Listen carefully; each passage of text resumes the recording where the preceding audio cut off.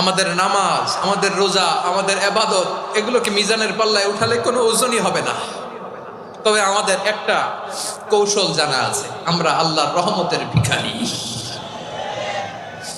আমরা সেদিন আগেই গুনার স্বীকৃতি দিয়ে দেব। আমরা বলবো, আল্লাহ তুমি প্রশ্ন করার আগে তোমার একটা কথা বলি, আমারে কিছু জিজ্ঞেস করো না, আমি সব করেছি।